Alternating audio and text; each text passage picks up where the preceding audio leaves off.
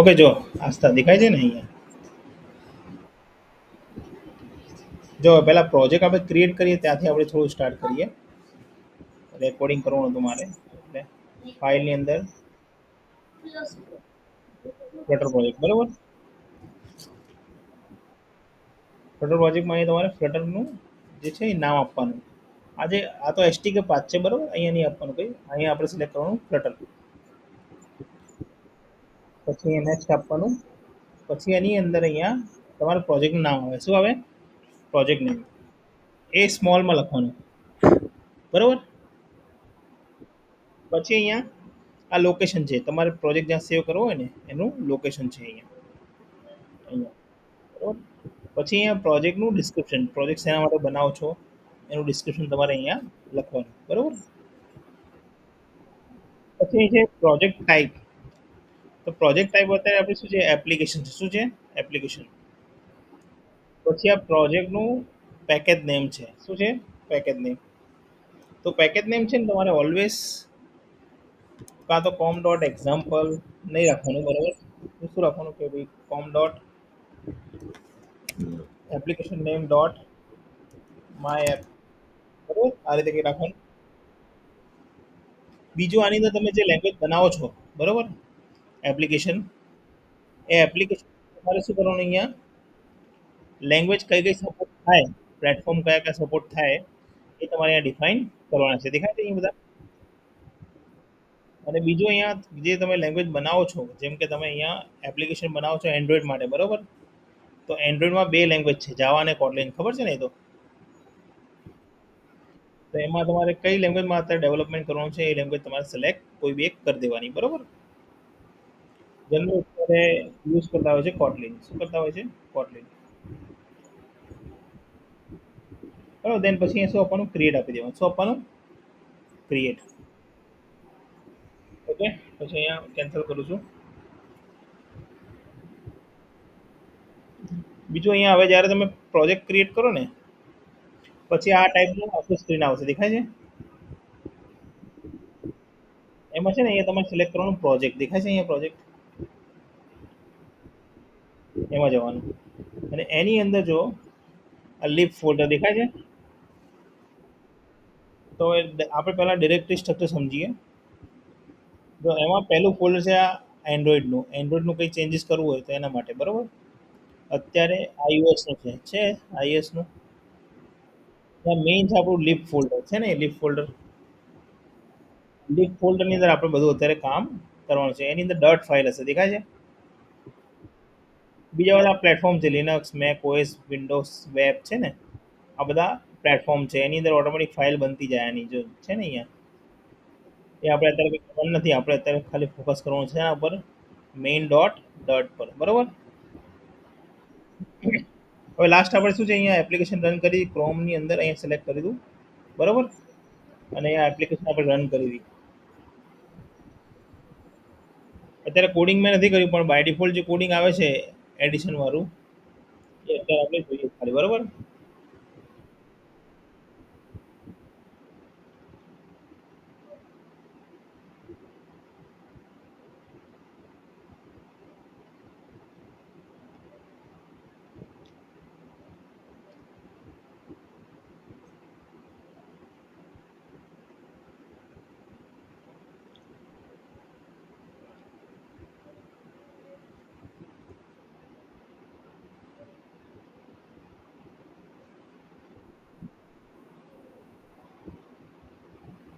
તો આવ્યું અહીંયા છે ને, આ બાય ડિફોલ્ટ એપ્લિકેશન છે. હવે જો અહીંયા પહેલાં આપણે અહીંયા શું કરું છું? ક્લીન કરી દઉં છું. દેખાય છે? આખું મેં શું કર્યું? ક્લીન. હવે સમજો કે એન્ડ્રોઈડ અરે સોરી ફ્લટરની અંદર બે ટાઈપના કમ્પોનેન્ટ હોય છે. શું હોય છે? બે ટાઈપના કમ્પોનેન્ટ હોય. એક સ્ટેટલેસ હોય અને એક સ્ટેટફુલ હોય. કયા હોય? સ્ટેટલેસ અને સ્ટેટફુલ. સ્ટેટલેસ એટલે શું? સ્ટેટલેસ એટલે કે જેની અંદર તમારે કોઈ ચેન્જીસ ના કરવાનું હોય, બહુ બધું, બરાબર. ફિક્સ કમ્પોનેન્ટ હોય, બરાબર. એ બધા શું કહેવાય? સ્ટેટલેસ કહેવાય. શું કહેવાય? હા, અને બીજું આવે સ્ટેટફુલ કમ્પોનેન્ટ. કમ્પોનેન્ટ કહો અથવા વિડજેટ બી કહેવાય. શું કહેવાય? વિડજેટ. ફ્લટરની લેંગ્વેજમાં શું કહેવાય? વિડજેટ. બે ટાઈપના વિડજેટ હોય. બતાવી દઉં થોડું તમને આઈડિયા આવે.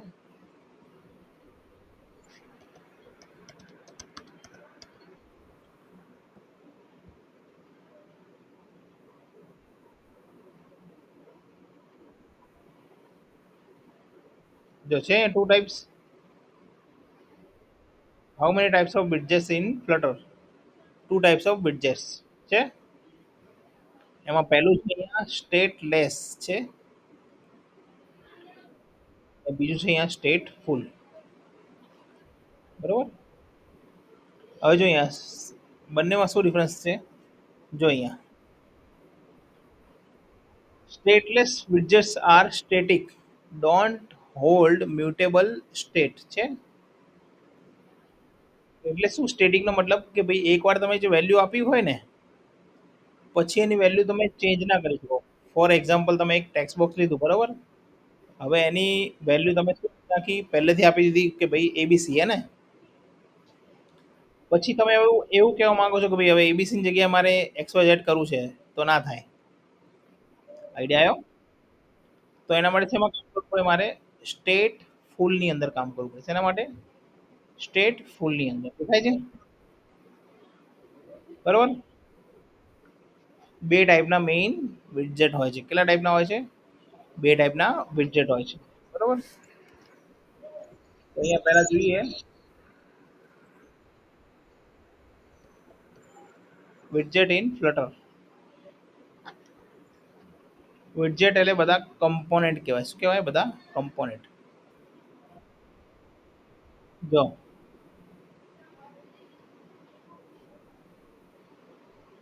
છે અહીં બધા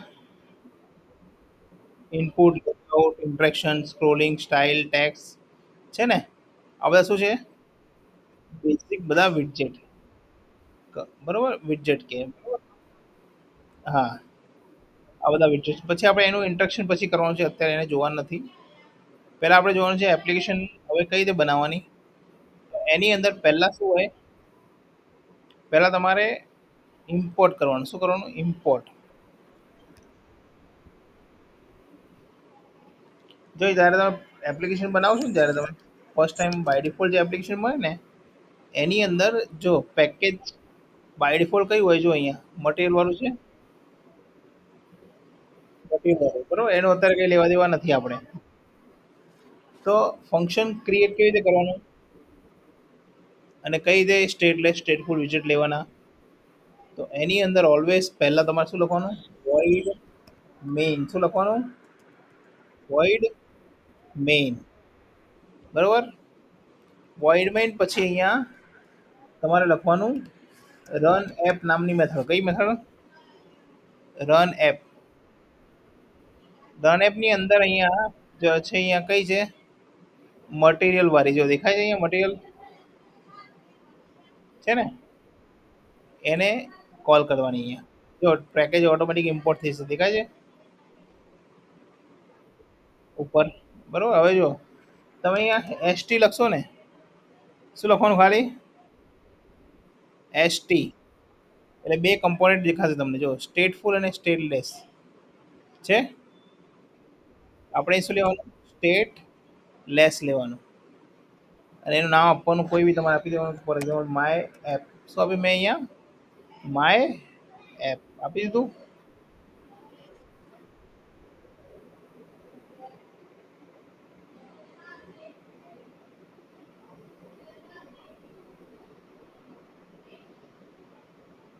ખબર પડી અહીંયા?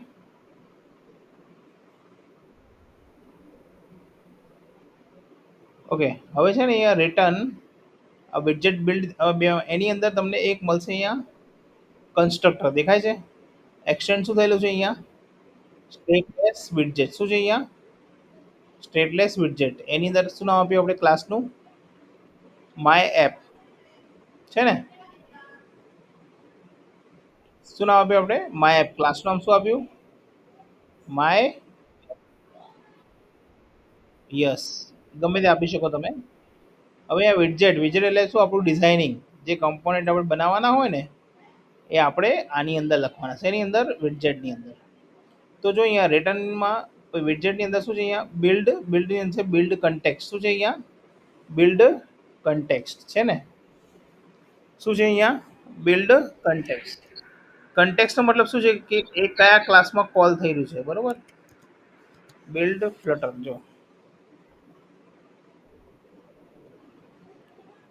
build context is object flutter used to provide information about location of widget, એટલે કયા ક્લાસમાં કોલ થઈ રહ્યું છે. આઈડિયા આવ્યો? ખબર પડી? હલો? ઓકે. હવે જો રિટર્ન છે ને, રિટર્નમાં શું લખવાનું? રિટર્ન આપણે શું કરવાનું છે? મટીરિયલ કરવાનું છે. જો છે ને અહીંયા, કારણ કે મેથડ કોની છે? મટીરિયલ ડોટની છે. તો અહીંયા આપણે શું કરવાનું? રિટર્ન મટીરિયલ એપ દેખાય છે? મટીરિયલ એપ પર જવાનું તમારે. હા, મટીરિયલ એપમાં જવાનું અને એની અંદર પહેલા કમ્પોનેન્ટ આવે હોમ કમ્પોનેન્ટ. કયું આવે? હોમ. એની અંદર તમારે લખવાનું સ્કેલ ફોલ્ડ. કયું આ મેથડ આવે? Scale fold. સ્કેલ ફોલ્ડ ફંક્શનની અંદર, સ્કેફોલ્ડની અંદર તમારે અહીં આપવાનું કે ભાઈ એફ બાર. એફ બાર જે ઉપર ટાઇટલમાં આવે ને,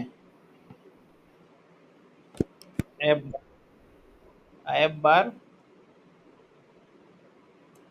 અને અહીંયા બ્રેકેટ આપી દેવાનું. એફ બારની અંદર શું આવવું જોઈએ? કે ભાઈ ટાઇટલ આપવાનું. શું આપવાનું? ટાઇટલ. ટાઇટલ આપણે બનાવવાનું ટેક્સ્ટથી. શેનાથી? ટેક્સ્ટથી. ભાઈ હેલો, અથવા હું ના આપું અહીંયા ફ્લટર એપ. બરોબર? શું આપવાનું? Flutter app. હવે તમારે સેન્ટરમાં લખવું છે. ક્યાં લખવું છે? સેન્ટરની અંદર. કે સ્ક્રીનમાં વચ્ચોવચ મારે જોઈએ તો અહીં શું લખવાનું? બોડી. બોડી પાર્ટની અંદર અહીં આપણે સેન્ટરમાં. ક્યાં આવવાનું? સેન્ટરમાં. સેન્ટરની અંદર શું આપવાનું તમારે? Child text.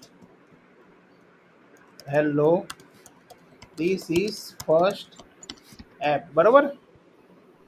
આપી દીધું તમે અહીંયા સેન્ટરમાં ચાઇલ્ડ એની અંદર ટેક્સ્ટ. બરોબર?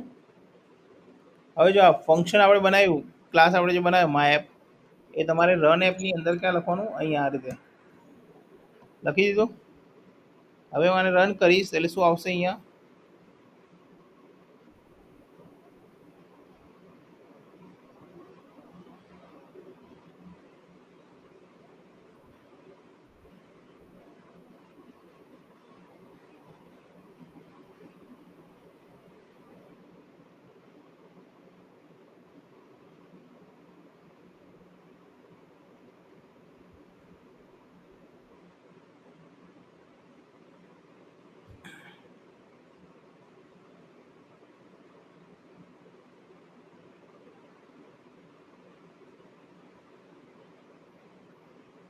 જો દેખાય છે તમને? અહીંયા આ ફ્લટર એપ. ફ્લટર એપ શું છે? અહીંયા જો આ આપણું એપ બાર છે. શું કહેવાય? એપ બાર. જોયું ને અહીંયા એપ બાર ને? અને સેન્ટરમાં દેખાય છે? અહીંયા સેન્ટરમાં સેન્ટર શું છે? આપણું બોડી. એમાં શું લખ્યું? આપણે ચાઇલ્ડ ટેક્સ લખ્યું ને? ખબર પડી?